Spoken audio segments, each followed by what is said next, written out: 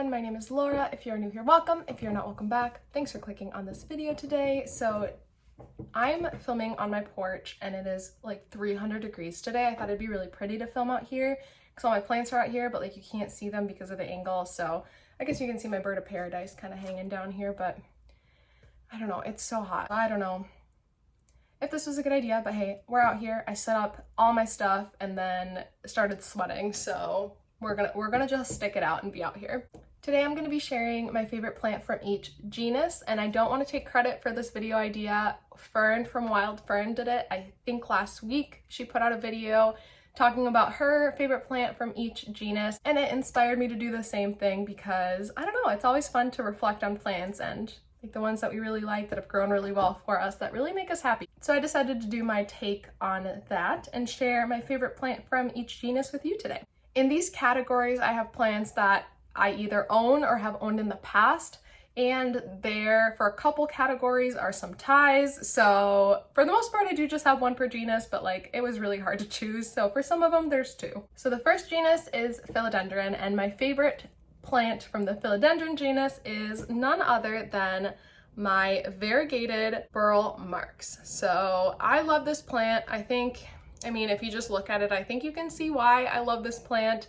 I know I've talked about this and shared this plant a lot on this channel in the past, and you've seen it from the day that I got it. I did import this in one of my videos, but it did completely revert, as burl marks, the variegated ones tend to do. They love to revert. So mine did eventually revert. I chopped it down to try to get the variegation back. Every node that I chopped reverted, and I kept one little node for myself just to see what would grow from it. And I thought, you know what, if it's gonna grow a green burl marks, that's fine.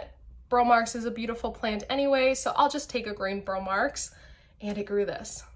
This grew from a node from a burl marks that had reverted. It's just absolutely crazy to me. This was the first leaf that it put out, so it gave me a lot of hope when this leaf came out. I was like, oh my gosh, it's got variegation.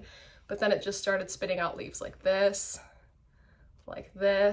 and this, and this. These are my two newest leaves right here. This one, look at how beautiful that pattern is. I mean, come on.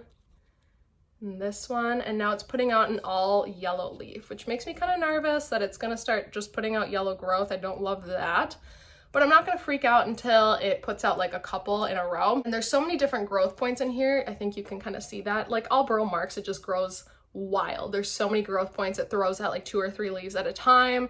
Has super healthy roots, so if I do need to cut it back a little bit, if it starts giving me like all yellow growth for a long time, I'm not super worried about it. Variegated burl marks was an easy choice. This one was one that was like such an easy choice to me, like instant reaction when I thought, oh, my favorite philodendron in my collection, burl marks. It was burl marks. It had to be, you know, it had to be. So yeah, that is my pick for philodendron. The next genus that I will be sharing with you is Hoya. And I know you're gonna laugh, but of course I couldn't pick one Hoya. I don't even have 2. I have 3 that I want to share with you, and they're for completely different reasons that I'm putting these on my favorites list. So I felt like since they're so different and have like different reasons for being on this list, I thought I might as well include all of them, you know, it's only fair. My first one is my Hoya lacunosa, and the reason that this plant is on this list is because 1, it grows so fast, and 2, it's always blooming. Let me find, the bloom so that I can show you. This plant is always blooming. It like stops blooming, all the flowers die, and then immediately starts to bloom again. Look at that. Of course it's not gonna focus because why would it, you know? Yeah, definitely not gonna focus, but the blooms are stunning. They look like little eggs. They're like white with yellow in the center. They're super fuzzy and they smell amazing, like just like gardenia kind of scent. They're amazing, and it is, like I said, always blooming. Like the moment that the last flowers on this peduncle dropped, immediately started putting out new flowers. It grows super fast. It's blooming all the time. I don't know what else I could want out of a Hoya, you know what I mean? Like it is just beautiful. It's such a strikingly dark green color, and it just, the smell is amazing. Like I walk by this plant and I can smell it just like walking past it. So Hoya lacunosa is gonna be one of my favorite Hoyas. The next Hoya that I have as my favorite Hoya is my Hoya polyneura. And this one I have on my favorites because it also grows very fast like my Lacinosa, but it is such a unique Hoya. Like, it is also called the fishtail Hoya because the leaves come out kind of in little pairs that look like fishtails. Mine is growing really like crooked because it was in my cabinet. I pulled it out for this video and I kind of think I'm gonna leave it out of my cabinet. I think I'm gonna put it on my porch with all my other plants out here to see if maybe it can start trailing a little bit prettier, because right now it's just like, this is what it's doing, which is a little funny. Polyneura is such a unique Hoya. I love the way the back of the leaves look as well, with all the veining. The fronts obviously are just beautiful, that dark green color, and mine keeps putting out peduncles, but they keep drying up, so like that's kind of a bummer, but like it's okay. It puts out a peduncle almost every single time it puts out a new set of leaves. Like, this set here has a peduncle, this set here has a peduncle, and this set here has a peduncle, but they never really do anything. They just shrivel up and die off. Like, all the older sets of leaves had peduncles that all just dried off. So I'm not really thinking this guy's gonna bloom anytime soon, but it is growing so much. And the last Hoya that I want to share with you today is my PG04. This Hoya is on my list for its sun stressing. I love the sun stressing on this Hoya. When this Hoya starts to sun stress, the edges of the leaves get really dark. They get kind of almost black in color. And then the more sun that it gets, the more red it gets on the inside. So you can see the difference in lights that the two halves of this plant have gotten. This has gotten a lot less light than this, but eventually if this one gets enough light up here, it'll start looking like this, if that makes any sense. So that is why I love this Hoya. I think the sun stressing is really cool, and it's just so cute, you know? It's such a cute little Hoya. They look like little taco leaves. Look at that. So cute. So the PG04 is the third of my favorite Hoya. The next genus is Monstera. And if you have been here for a while, you know this is an obvious answer for me. Monstera adansonii is definitely my favorite Monstera. I have like 4 of these in my home. I just love adansonii. I do love the regular Monstera, like deliciosa. I do, that was a close second, but what I love about the adansonii is just how much it vines. It just like trails and vines, and I feel like it makes my home feel so jungly, and it doesn't take up as much space as like a traditional Monstera deliciosa does. I love how fast these grow. All of my Monstera adansonii grow so quick. This plant started as 5 one-node, one-leaf cuttings, like, I don't know, winter of 2020, and now we're 2022, and it has grown all of this. And on top of that, I've chopped it back, like back to the pot length, probably 2 or 3 times, because I have it in my kitchen on a shelf and it kept trailing down, and it was so long that I was hitting the counter. So such fast growers, so beautiful. I love fenestrations on plants. I think it's just so unique to have little leaves like this on a vine with fenestrations. I don't know. I love adansonii so much, and that's why variegated adansonii is like top of my wish list right now, because I think adansonii is one of my favorite just like plants in general. Like, if I had to pick 5 of my favorite plants, I think Monstera adansonii would be on there, and it is definitely my favorite Monstera. The next genus that I'm going to talk about is Calathea, and unfortunately I do not have any Calathea in my collection anymore. They really don't love my home environment. It's too dry for them, and I'm not willing to give them like distilled water. I just give them tap water, so they get really crispy and gross. Actually, I do have one Calathea. I have the Calathea musaica in my collection, but if I had to pick a favorite, it would be the pinstripe Calathea, and I'll put some pictures here so that you can see what I'm talking about. I did own this plant in the past, probably about a year ago. It lived for a while and it was very happy, and eventually the end started just getting really crispy because of it. There wasn't enough humidity and it didn't like tap water, but I think this plant is so beautiful. It looks almost like it's hand painted, and that's what I just absolutely love about it. So if I had to pick a favorite Calathea, it would have to be pinstripe Calathea. The next genus that I'll be talking about is Maranta, and my favorite Maranta is definitely the lemon lime Maranta. I love the dark and light green contrast on these leaves. I think it's so beautiful, and I love how much these size up. Like, these leaves can get really big. My Maranta's not doing great. It was a little neglected. I didn't water it for a little while, and then I overwatered it, so half of it got root rot and died, so this is what I have left of it. But I'm trying to grow it out again because I think it's so beautiful. I'm a really big fan of the dark green on light green pattern that this has. I just think it's really stunning. So lemon lime Maranta, my favorite Maranta. The next genus I'm going to share with you is Syngonium, and my favorite Syngonium is my Syngonium wendlandii. This was a hard one to pick just one, but I did it. I had a couple that I was like deciding between, but I really settled on my wendlandii because I love the pattern on these leaves. and it has been such an easy plant. I have not struggled with this plant at all. I grew it from 2 leafless nodes, so I really didn't think that they were gonna grow. There's 2 little plants in here. You can kind of see them. And there's a little Crotacea cutting, just ignore it. It just tipped over. But yes, I got it from 2 leafless 1 node cuttings that someone just was giving away. I tossed them in moss and they didn't do anything for a couple of weeks, so I thought like, oh, they're dead, whatever. But I still kept the moss moist, like checked on it once in a while. When all of a sudden I started seeing growth, it was the most exciting thing ever. And now it just won't stop growing. It really will not stop growing, and the leaves are just stunning. They're pretty little because like this is a pretty small plant, but they're just stunning and they're so soft. They're very velvety. They have kind of a nice sheen to them. And I love just like that white streak down the middle. I think that is so cool. They're also really dark. Like there's not a lot of plants I feel like that are like that really dark green, almost black color, but this is definitely one of them. This one, Landii, is, oh, look at that sheen on that plant. It's so dark. So Landii definitely is my favorite Syngonium. The next genus is Alocasia, and the Alocasia that I would like to share with you is my Alocasia Frydek. And I know that these go by a different name and I never remember it, and I always mean to look it up before I film with this plant, but I never do, so sorry. I know that if you look up Alocasia Frydek, this will definitely pop up. It's just like not the right name for it. But yes, this is my favorite Alocasia. Recently, I did a video with all my Alocasia, and I did talk about how I'm not really a huge Alocasia person, and that is true. I do have 6 in my collection, most of them being like the thicker leaved Alocasia, like Black Velvet, Maharani, Capria, etc. And this is the only like thinner leaved Alocasia that I have, but it is my favorite. It is my favorite. It's so beautiful. It is growing kind of funny, like it has 1 leaf facing the front and the other 2 leaves like facing the other way. It's growing really weird, but it is putting out a new leaf, and I think it's sizing up really nicely. I have it out on my porch for the summer, and I'm really excited to see how much it's gonna grow. And even though it's putting out a new leaf, and this is a new leaf as well as of like a couple weeks ago too, it doesn't seem to want to drop the older leaves, which I'm really excited about, because Alocasia tend to do that. They tend to like grow one, drop one, grow one, drop one, and that's kind of a bummer. But I'm really glad that mine is not doing that, and it looks like this next leaf is going to be really big. It's sizing up so fast, and I really hope that it gets really big this summer while it's out here in really good conditions. I really like the pattern on it and the shape of the leaves. I think it's really interesting and different from a lot of plants. So for all those reasons, Alocasia Frydek has to be my favorite Alocasia. The next genus that I have is Epipremnum, or commonly known as pothos, even though pothos is a different genus. And my favorite Epipremnum that I would like to share with you is my Marble Queen.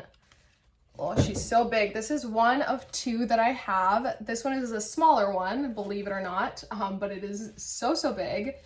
And the reason I love this plant is because of the coloration of it. It just looks so unique, like leaf to leaf. They all look so different. I have some leaves that are like this, like light green speckled with dark green, and then other leaves that have like more of the sectoral coloring. I have some leaves that are like almost all white.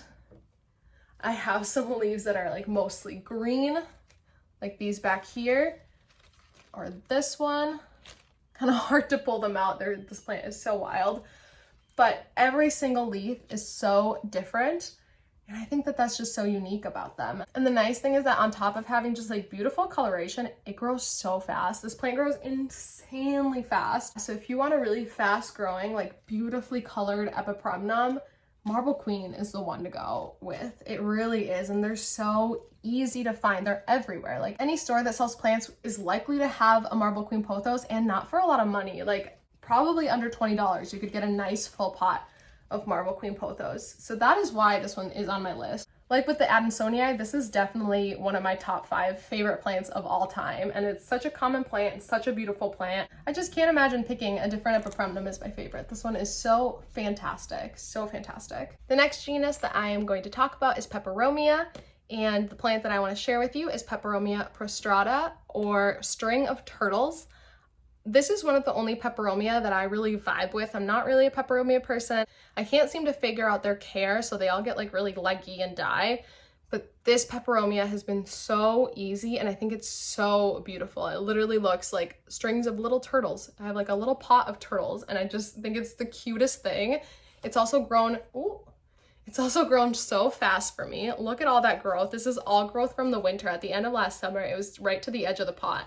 So all of this growth is the growth it gave me over the winter. I can't even imagine how much it's gonna grow this summer. I cannot wait. Another nice thing about string of turtles or Peperomia prostrata is that they're becoming so easily available, at least in the US by where I live. You can find them really almost at any big box store nowadays, and they're really, really rewarding plants. Easy to grow, super fun, and super, super cute. So yes, Peperomia prostrata or string of turtles had to be my favorite Peperomia. It's also the only one I can keep alive, so it's like hard to pick a different one, but it really wasn't a process of elimination thing. I really do actually like this plant. The next genus that I'm gonna be sharing with you is Aeschynanthus, or lipstick plants. And the one that I would like to share with you as my favorite is the Aeschynanthus radicans. So just the plain old green lipstick plant. I adore this plant. It blooms all the time. Like, it is constantly, you can see some little blooms there. There's little blooms everywhere, all over this plant. There's some on this vine back here. You can see this little purple one. They are just everywhere. It blooms all the time, and I love how big the leaves get. Like, some lipstick plants that I have, and maybe it's just the plants that I have such teeny tiny leaves, and like, they're very cute. Don't get me wrong, very cute, but I love the big, like, bushy leaves on this. And I love the growth pattern. I just love the way that the vines look. And of course, the blooms are beautiful, and it's so fun to have plants blooming in our homes. Like, I definitely grow my plants for their foliage, but that doesn't mean I don't get excited when they bloom. So Aeschynanthus radicans, or just the plain old green lipstick plant, is my favorite Aeschynanthus. The next genus that I want to share with you is Anthurium, and the plant that I chose as my favorite is Anthurium crystallinum.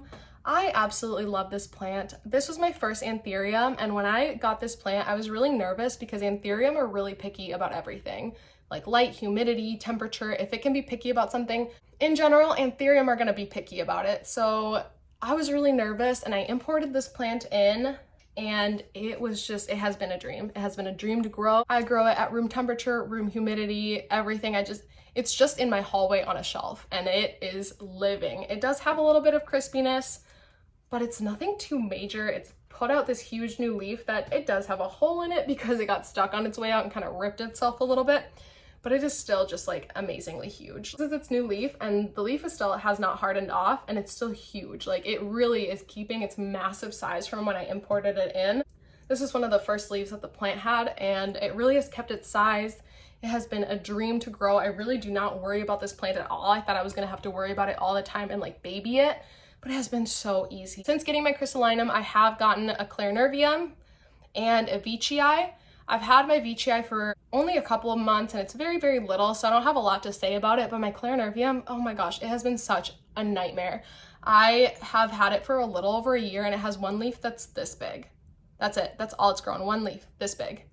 It's really just been a nightmare. So I love this plant because it has been so easy. The veining is stunning. The heart-shaped leaves are so beautiful. It's so just like velvety and just, oh my gosh, it is just such a beautiful plant. I really couldn't imagine picking a different Anthurium for my collection to highlight as my favorite Anthurium. The next genus that I want to share with you is Scindapsus, and my favorite plant that I have picked for Scindapsus is my Scindapsus exotica. I don't know how I'm going to show you this plant. It's so big. There we go. There, you can see that. I have picked this plant because it is massive. It's like a showstopper in my home. The leaves are so thick and beautiful. The coloration is amazing. I do love silver on leaves, so I love how much silver these leaves have. I also love that no two leaves seem to be the same on Scindapsus exotica. Like, some of them have a lot more silver, some of them are more like speckly or splotchy, some of them are a little bit more green. They just all seem to be so different. And once this plant gets growing, it grows so much. It's a little bit slow at first. It didn't grow very much for me for the first like 6 months that I had it, but once it started, it has not stopped. I just want to show you just how beautiful these leaves are and just how massive they are. Like, they are the size of my hand. It's like hard. I really am struggling to show you this plant, but look at that. This Scindapsus leaf, the size of my hand. They're massive. They are massive, and they don't require a lot either for care. They just don't want to be overwatered and don't want to get like direct sun because they'll get scorched. So I have it off to the side of a south-facing window where it really is not getting any light at all. It's just getting like ambient lighting, and I water it when the leaves start curling a little bit. pretty straightforward. It has been so easy, a dream really, and it's so beautiful. So that is Scindapsus exotica for my favorite Scindapsus. The last genus that I want to share with you today is Ceropegia, and my favorite Ceropegia is the Ceropegia string of spades. I absolutely love this plant because of how fast it has grown for me. I mean, I just want to show you. Let me just back up. Do you see this? This is so much plant, and this started from a handful of cuttings last summer. So in a year, it did all of this. All of this. It is really incredible, and it hasn't even gotten like super bald at the top. I'm pretty impressed with it. It has sized up so much, and the leaves stay pretty big. Like, I've kind of struggled with string of hearts. I'm trying again. I got a new string of hearts recently, and I'm giving it like one last shot, but I really struggle with the hearts kind of at the end of the vine get so teeny tiny. It's like not very cute, but the spades at the end of the vines stay just as big as the spades at the top. And I find that really, really impressive. I also love how when it's sun stressed, let me show you, the back of the leaves turn purple. It's so fun because I do have this kind of as a hanging plant on a shelf. It hangs down from my shelf in my kitchen. Oh no, it's getting tangled. There we go.